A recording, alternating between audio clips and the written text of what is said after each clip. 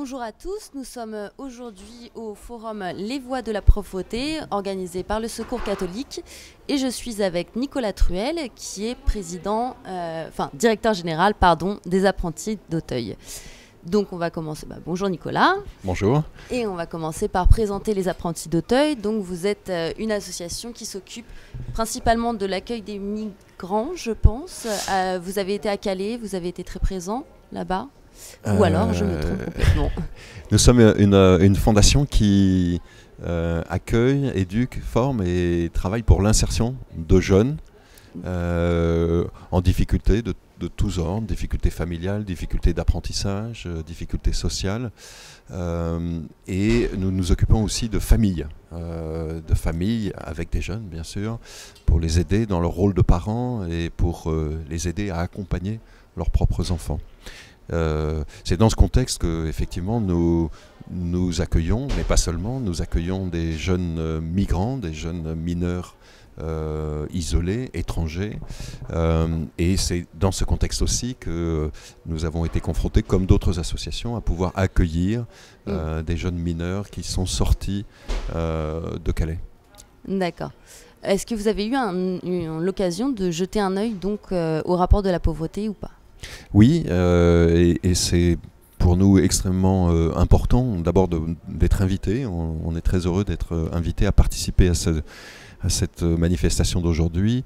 Et bien sûr, dans les jeunes que nous accueillons et dans les familles que nous accueillons, il y en a un certain nombre et un grand nombre qui sont en situation de pauvreté ou de précarité.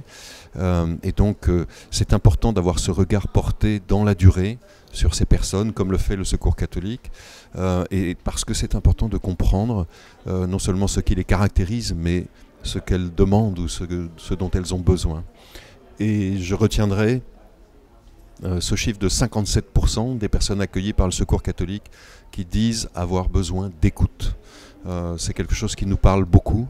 Les jeunes que nous accueillons sont dans des situations telles qu'ils ne sont plus écoutés.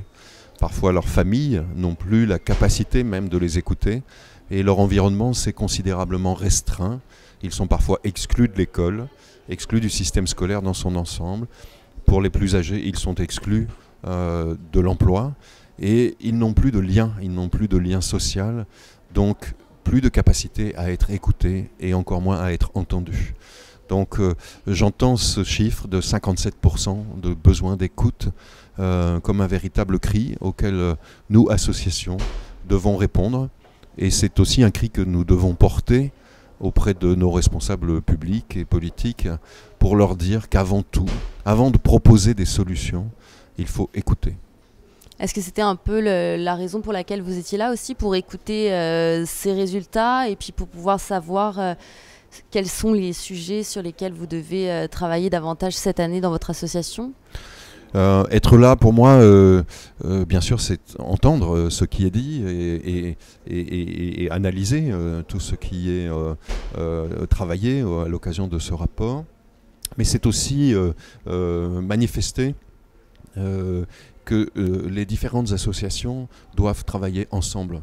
Et nous avons la chance, avec le Secours catholique, Apprentis d'Auteuil et le Secours catholique, de travailler ensemble sur le terrain, notamment auprès des familles en situation de pauvreté, de précarité, de difficulté d'éducation. Et ici ou là, nous avons ensemble créé des maisons des familles qui sont des lieux d'accueil où simplement des familles retrouvent un endroit où elles se sentent bien, où elles vont pouvoir parler, se parler entre elles, s'entraider et retrouver la force et l'énergie d'aller vers tous ces services qui leur sont proposés. Mais tous ces services, elles n'osent plus même y aller. Et nous avons considéré avec le Secours catholique qu'il était important de redonner cette énergie, redonner cette envie, redonner la confiance en soi nécessaire pour aller vers d'autres associations, aller vers des services publics. Et c'est comme ça que nous avons créé des maisons des familles avec le Secours catholique dans un certain nombre de villes de France. Et c'est quelque chose donc, qui nous réunit. Voilà, entre autres, pourquoi j'étais là aujourd'hui. C'est aussi pour dire qu'il faut que le mouvement associatif travaille en partenariat de plus en plus pour répondre à des sujets extraordinairement complexes. J'allais justement vous demander comme dernière question un conseil ou une solution ou une réflexion autour de la pauvreté très courte avec des mots-clés. J'imagine que d'après ce que j'ai entendu, il y aurait le travailler ensemble, oui, écoute, dialogue. Mettons-nous ensemble, pouvoir public et acteurs associatifs, mettons-nous ensemble à l'écoute de ceux à qui nous voulons nous adresser. Pour moi, ça serait ça le message principal. D'accord, parfait, c'est noté. Puis merci beaucoup de votre temps. Merci. Je vous en prie.